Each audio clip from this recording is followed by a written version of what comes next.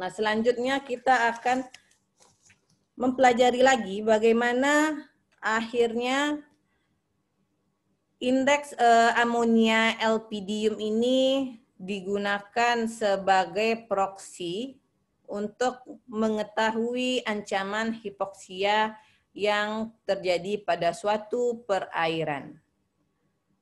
Saya mau tanya dulu, berdasarkan yang telah kalian baca, siapa di antara kalian yang paham mengapa amonia LPDium ini dijadikan sebagai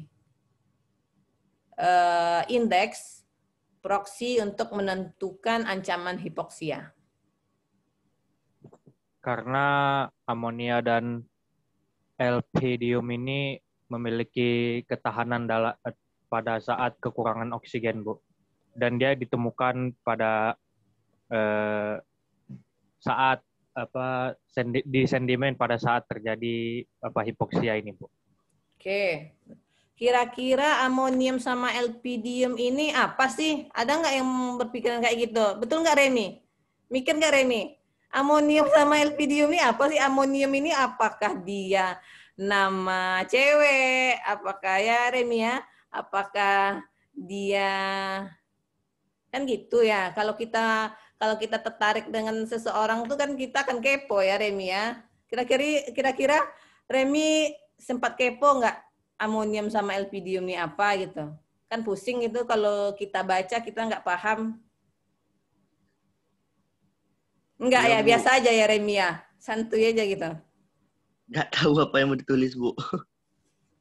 Kamu udah baca belum? Kamu belum baca ya. Makanya saya suruh baca dulu biar nanti komunikasinya dua arah.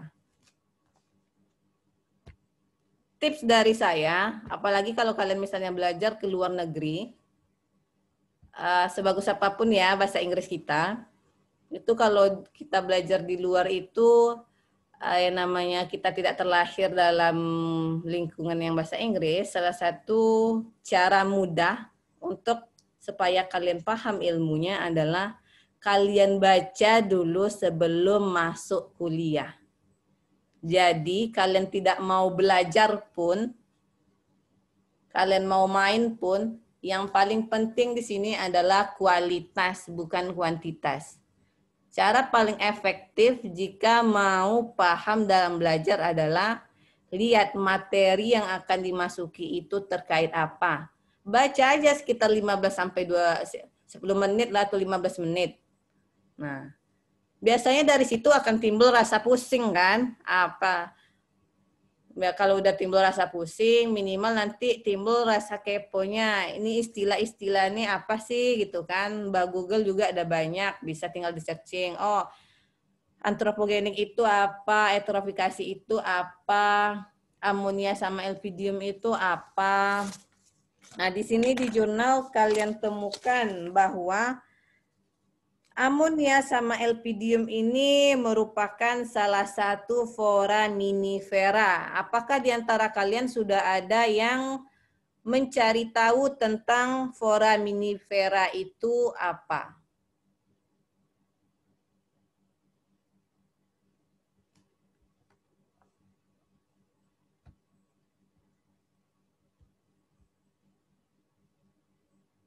Gimana anak ilmu kelautan nih? Dalam bidang kayak gini aja nggak mau tahu, apalagi mengenal hati si dia nih. Rendah kali perjuangan kalian kok kayak gini. Nggak patut kalian dipertahankan kok kayak gini.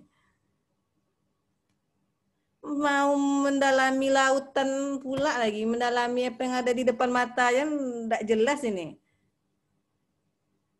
Ada tahu nggak foraminifera itu apa? Kelompok hewan bersel satu, Bu.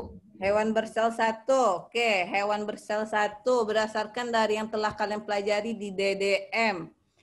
Hewan bersel satu di sini ini protista atau termasuk dalam golongan eukariot. Inilah kenapa kalian diajarkan mengenai DDM pada semester yang lalu. Jadi itu nggak sia-sia ya. Karena ketika kalian terjun langsung di lapangan, hal ini itu sangat berpengaruh. Ketika kalian mau meneliti, kalian mau mengatasi permasalahan yang ada di lingkungan. hal-hal kecil ini saling berkaitan, makanya kalian disuruh belajar mikroorganisme, belajar oseanografi fisika, belajar oseanografi kimia, belajar yang lain-lainnya, karena saling terhubung satu dengan yang lainnya. Oke, dia termasuk yang protista atau eukariot? Esti Elizabeth.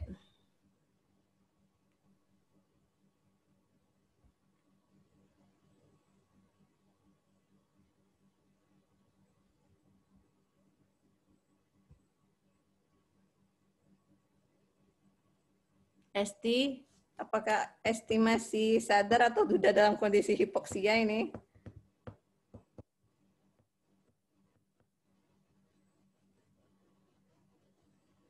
Atau Avicenna?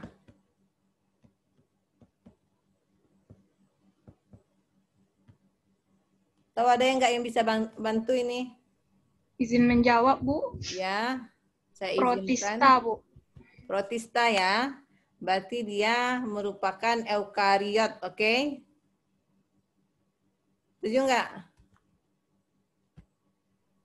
Kalian kan sudah belajar di DDM bahwa eukariot tingkat rendah itu adalah dari jenis protozoa, protista. Nah, di sini foraminifera tadi kan ada yang temannya bilang bahwa dia merupakan hewan bersel tunggal. Nah, karena dia adalah protista yang menyerupai hewan, makanya kita sebut juga dia dengan protozoa.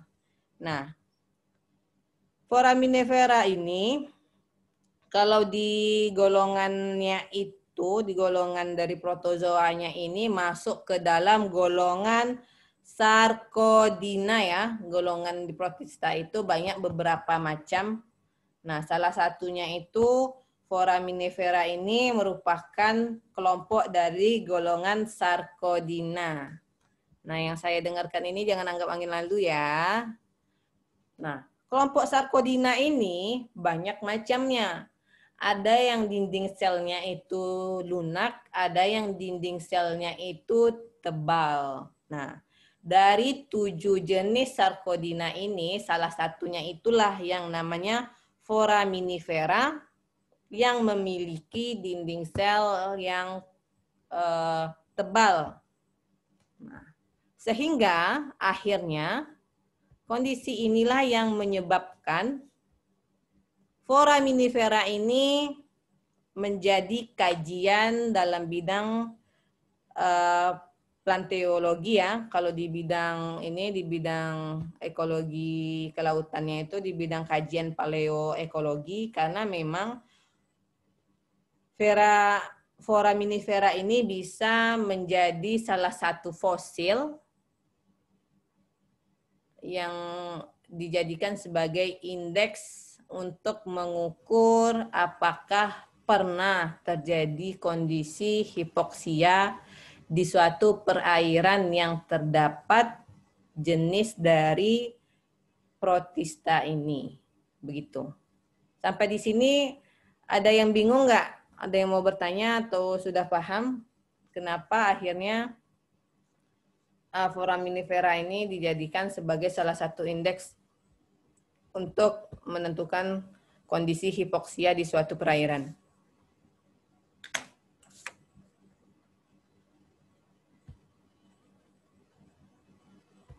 Paham? Atau ada yang masih kurang paham? Udah paham, Rian? Ya, Bu. Oke, kalau paham saya coba tanya ya. Ya, Bu.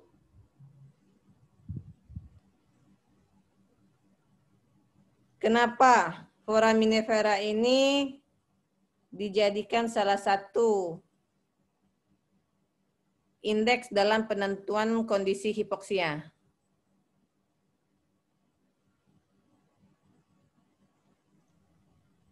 Kan paham nih? Ya, Bu. Tes jawab, Bu. Ya. Karena dia salah satu organisme di suatu perairan yang dimana dia di perairan dangkal itu banyak, Bu. Jadi Ya, bagus. ya, jadi disitulah para peneliti ini mengambil salah satu organisme itu foraminifera ini, Bu. Nah, ngambilnya tuh di perairan atau di mana ini? Kalau fosil, kan dia dijadikan, kan dia bisa dalam bentuk fosil kan? Kita bisa tahu ribuan tahun yang lalu itu nanti pakai radioaktif nanti untuk mengetahui umurnya nanti itu. Nah, ngambilnya tetap berada di perairan atau di mana kira-kira kalau kita mau ngambil sampelnya? Di sedimen, Bu. Oke, di sedimen ya. Paham Iya, ya di semua ya? kayu. Nanti itu misalnya kalian ingin ngecek ini, kira-kira di sekitar perairan di daerah Riau ini kan belum ada penelitian terkait ini. Dan setahu saya juga dosen yang di sini kayaknya belum ada yang penelitian terkait itu. Saya nggak tahu di sini. Saya ada rencana juga nanti mau arah ke sini dengan orang geologi yang di UIR. Senior saya yang ada di Jepang itu. Terkait di bidang geologi. Nah, saya belum tahu ini apakah di tempat kita ada labor yang bisa mengecek umur dari foraminifera ini. Kalau seandainya ada, ini merupakan ini ya bagus nanti untuk kalian bisa salah satu penelitiannya ke arah sana. Jika nanti memang memungkinkan dan ada di sini dan tidak terlalu mahal, mungkin nanti bisa itu. Jadi kalau seandainya ada penelitian terkait ini, yang kalian ambil sampelnya itu adalah untuk di sedimennya. Karena foraminifera ini, nah contoh dari foraminifera yang paling banyak digunakan di bidang penelitian ini, karena untuk indeks pengukurannya itu telah terstandarisasi. Nah, contoh dari foraminifera yang sering digunakan itulah yang namanya tadi itu ya Remi ya, namanya amonia sama elpidium. Sekarang kamu telah mengenal si dia ya Remi ya? Oke.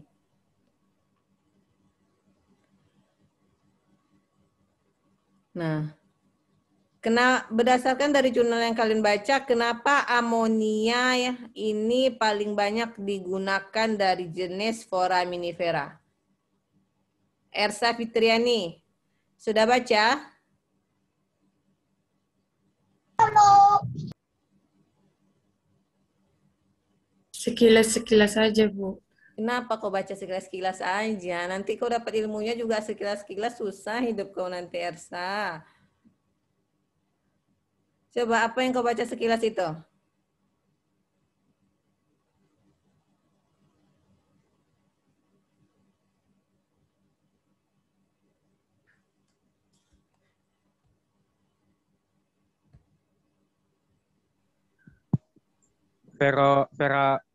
Foraminifera amonia ini memiliki tingkat toleransi yang lebih baik terhadap penurunan oksigen terlarut, Bu. Oke, nah itu ya. Nah kalau yang elpidium?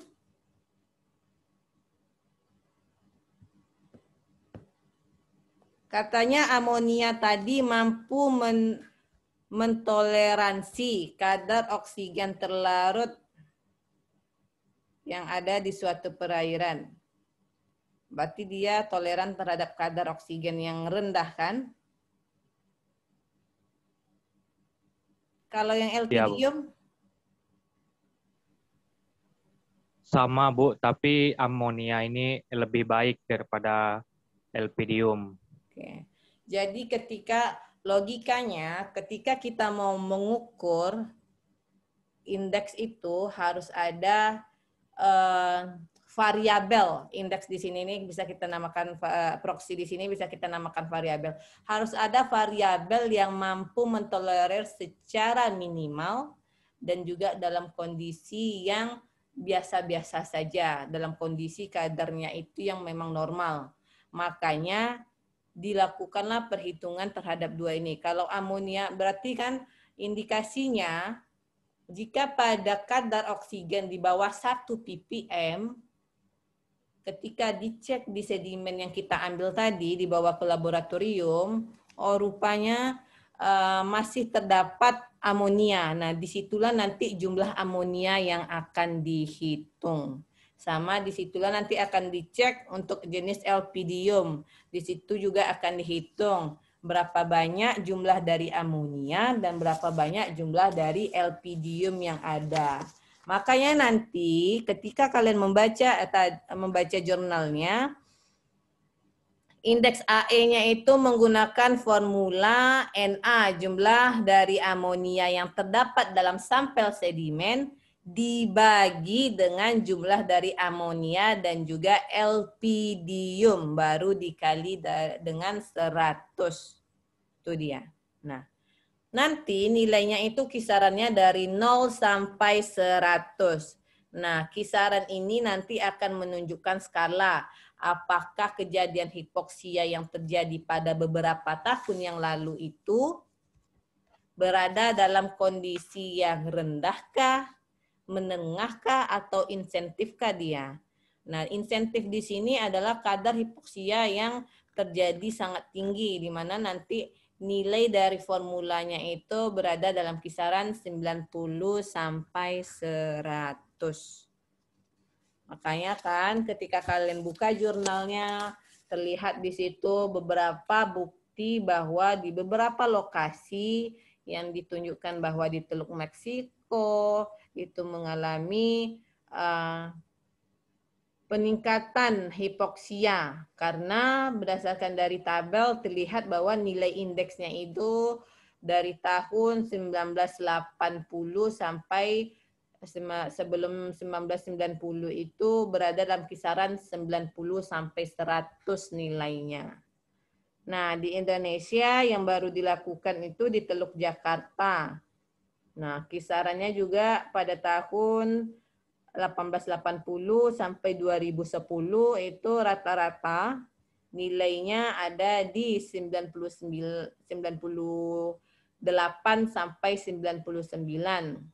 Tetapi ada keunikan pada di pertengahan tahun 1982 bahwa terjadi sedikit peningkatan kadar oksigennya, walaupun tetap terindikasi di situ tetap mengalami kejadian hipoksia.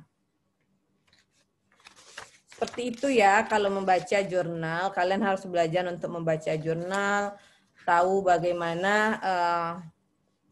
akhirnya mereka bisa membuat jurnal semenarik ini, karena nanti kan kalian lulus harus ada salah satu syaratnya untuk menulis jurnal.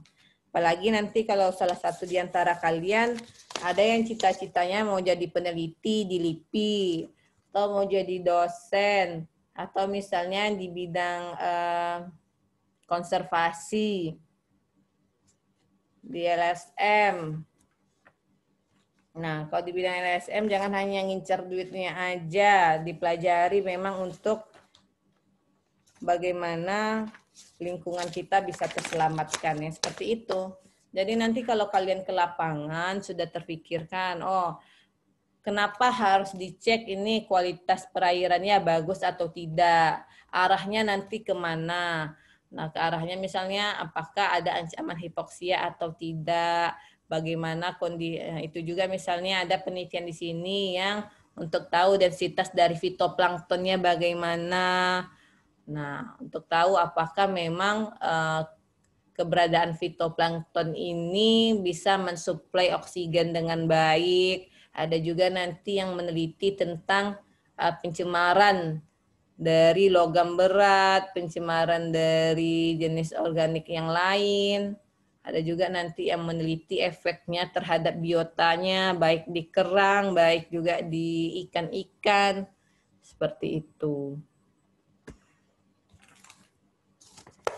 Jadi sudah paham belum sampai di sini penjelasan saya? Atau ada yang mau bertanya? Atau setelah dijelaskan juga masih tipis-tipis pahamnya? Nggak apa-apa sekarang hipoksia ya, dibandingkan nanti pas ujian nanti betul-betul menjadi anoksia, mati rasa, kalian menjawab soalannya. Jadi lebih baik hipoksia dulu dibandingkan anoksia. Ada pertanyaan? Oke. Kalau hipoksia kan penurunan, Bu. Ya. penurunan kadar oksigen. Kalau anoksia itu artinya ketiadaan oksigen, kadar oksigen ya, Bu? Iya, sudah efek dari hipoksia. Anoksia itu sudah efek dari hipoksia. Jadi memang sudah tidak ada sama sekali. Itulah nanti bisanya berindikasi terhadap laut mati. Nah, ini efek jangka panjangnya terhadap ekonomi suatu negara. Jika kadar oksigennya itu rendah, berarti kan keragaman hayati akan berkurang.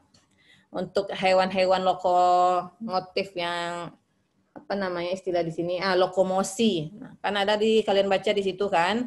Makanya rajin-rajin baca jurnal, ada istilah-istilah baru yang kalian dapatkan biar kalian jadi memang ahli di bidang ilmu kelautan itu. Hewan-hewan lokomosi, hewan-hewan yang memang untuk melakukan pergerakan itu sangat minim, seperti kerang. Nah, itu kan tidak bisa melakukan pergerakan kemana-mana itu. Nah, mereka yang paling banyak terdampak oleh kadar oksigen yang rendah ini ataupun hipoksia. Makanya kalau kalian coba turun ke lapangan bertanya dengan petani-petani nelayan lah ya, nelayan-nelayan yang misalnya mengumpulkan kerang. Nah, coba tanya, apakah memang ada beberapa tahun yang lalu sama sekarang terjadi tidak penurunan dari jumlah kerang? Rata-rata mereka bilang iya. Salah satunya itu juga bisa mungkin disebabkan ancaman dari hipoksia ini. Karena kondisi dari rendahnya oksigen ini menyebabkan terjadinya kematian terhadap mereka. Kalau kerang mangrove masih mending ya. Kerang mangrove kan masih ada di sedimen yang di atas itu. Tapi kerang-kerang yang memang ada di dasar-dasar seperti itu kan lebih terjejas dia. Nah, ketika keragaman hayati ini makin menurun, banyaknya kematian biota-biota yang bernilai ekonomis tinggi, akhirnya nilai tangkap dari suatu negara itu makin rendah. Efek-efek kedepannya kan bisa menyebabkan kelaparan nantinya. Nah, itulah kenapa AMDAL itu dibutuhkan untuk mengecek-ngecek apabila ada industri yang di bidang pertanian karena mereka menggunakan pupuk ataupun di bidang peternakan yang mereka menghasilkan limbah-limbah buangan. Jika mereka tidak melakukan penanganan limbahnya ini dengan baik, akhirnya itu menjadi limbah yang menyebabkan eutrofikasi di muara sungai menuju daerah pesisir dan ujung-ujungnya ke laut. Seperti itu. Udah paham Remi ya?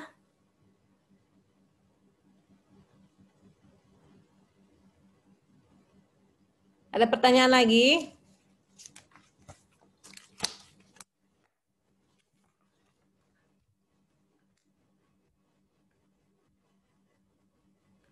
Ini diam sudah paham atau tidak paham sama sekali ini? Saya sedih ini kalau kalian nggak paham.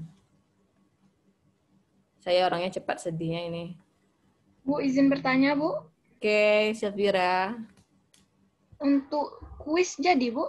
Jadi dong, nggak akan lupa. Pak tulis tangan atau pakai form, Bu? Objektif aja nanti via Google Form. Hasilnya langsung keluar ketika kalian isi. Jangan berbuat curang. Saya ini hafal kali dengan karakter orang yang bisa berbuat curang. Bukan saya nggak tahu kalian berbuat curang. Apalagi kalau ujian-ujian itu ada yang nyontek-nyontek. Saya nggak mau mempermalukan kalian aja. Tapi kalian aja yang nggak sadar diri kadang. Tapi gimana lagi kan? Nah, untuk yang ini saya cuma kasih satu limitnya. Jangan ada nanti yang nge-WA saya alasan lampu mati atau tidak mati. Kalau seandainya itu terjadi, tawakal aja, berserah diri ya. Berarti itu ujian. Nah, kalau seandainya memang nilainya rendah, itu kan yang memang segitu kemampuannya. Semoga nanti minimal ada ketakutan untuk di ujian akhir, lebih dipelajari. Nah, nanti untuk record hari ini saya unggah di YouTube. Jadi nanti kalau mana tahu kan rasa cintanya sama pelajaran ini sudah mulai tumbuh, sudah mulai kepo, bisa direwing lagi gitu. Daripada nggak saya unggah nanti hilang sama sekali. Oke ya? Ada yang mau bertanya lagi? Mau bertanya Bu Ya. terkait lokomosi tadi Bu. Kan hewan yang kurang bergerak atau minim bergerak gitu Bu. Kenapa kerang menjadi target terdampaknya, misalnya kayak logam, kalau ada pencemaran logam gitu Bu, apa ada kaitannya juga sama penurunan oksigen gitu Bu? Oke, bagus ya Khorifa. Nah, karena memang seperti kerang, tiram itu kan merupakan salah satu biota lokomasi yang rendah. Lokomasi di sini adalah organisme yang melakukan pergerakan dengan ototnya. Nah, misalnya hewan lokomasi yang tinggi itu seperti ikan-ikan pelagik, nah, bisa melakukan pergerakan kemana-mana. Nah, kalau kayak tiram ini kan yang rendah, karena dia susah untuk melakukan pergerakan. Jika tidak oleh pergerakan dari air laut itu sendiri.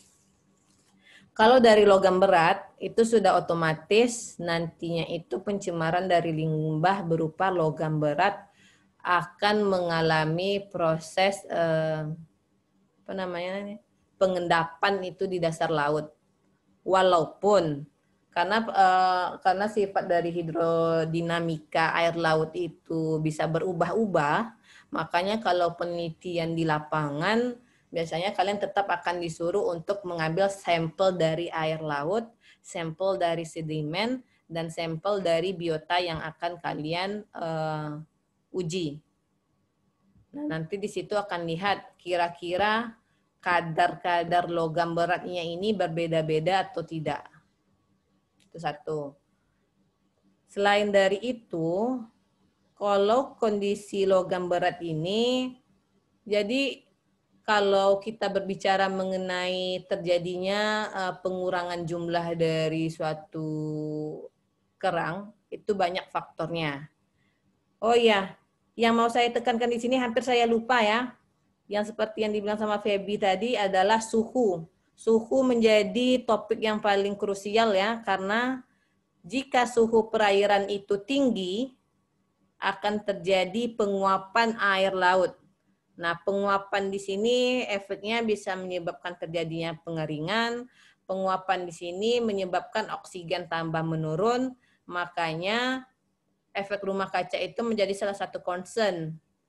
Nah, kalau seandainya perairan itu suhunya juga tinggi, nah, kayak untuk fotosintesis pun juga enzim-enzim yang terlibat dalam proses fotosintesis tidak bisa bekerja secara maksimal. Hewan-hewan yang ada di dalamnya juga tidak bisa tumbuh secara baik.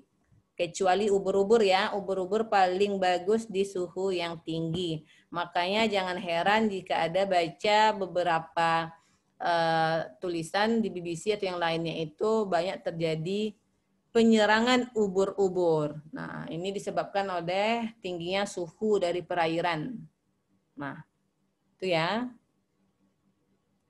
Jadi logam berat ini juga bisa menyebabkan kayak di organisme itu kan berarti enzimnya akan terganggu. Enzim-enzim yang mensuplai untuk proses pertumbuhannya terhambat.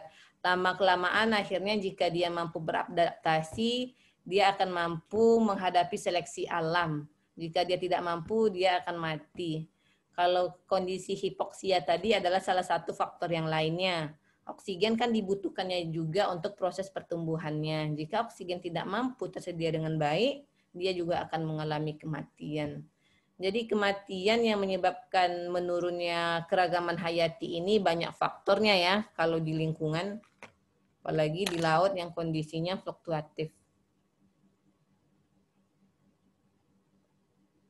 Seperti itu, karena kadar kandungan oksigen yang rendah juga ini memiliki hubungan yang tinggi dengan siklus nitrogen dan juga fosfat. Mungkin untuk pertemuan minggu depan akan kalian pelajari dengan Prof. Bintal itu. Untuk siklus dari ini bahan-bahan organik. Jadi akan lebih paham dari beliau. Oke, Kori. Ada pertanyaan lagi? Sebelum ini selesai, Mati. Nanti untuk absensinya jangan lupa ya di screenshot, diunggah di absensi. Habis dari itu saya juga kasih link untuk kuis. Kuis akan tutup jam 10 pagi ini juga. Jadi yang mau belajar dulu cepet-cepet. Atau kan sudah saya jelaskan tadi bisa lah. Soalnya nggak banyak kok. Paling 10 atau 12 aja. Ibu izin bertanya, Bu. Ya.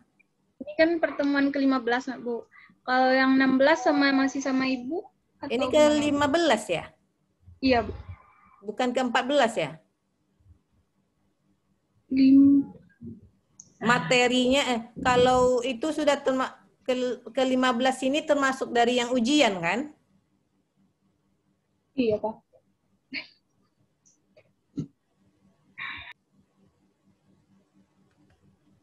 Kalau nggak salah nanti Prof. Bintal masuk 2 kali lagi ya.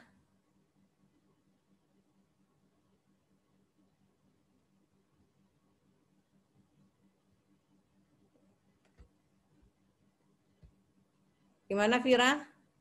Iya, Bu. Pertemuan 14 ini, Bu. 14 kan ya? 15 sama 16 nanti dimasuki sama Prof. Bintal karena saya juga nggak tahu pastinya. Saya dikasih tahu Pak Nedi kan sebagai PJ-nya ya. Ya, Bu. Saya masuk 3 kali untuk yang fitokimia, untuk yang sedimen, sama yang sistem anoksi ini. Nanti kontak sama Prof. Bintal lagi ya, Safira. Baik, Bu. Oke, ada pertanyaan lagi? Kalau tidak ada, kita akhiri ya. Terima kasih atas perhatiannya. Assalamualaikum warahmatullahi wabarakatuh. Waalaikumsalam. Warahmatullahi wabarakatuh. Terima kasih, Bu. Terima kasih, Bu.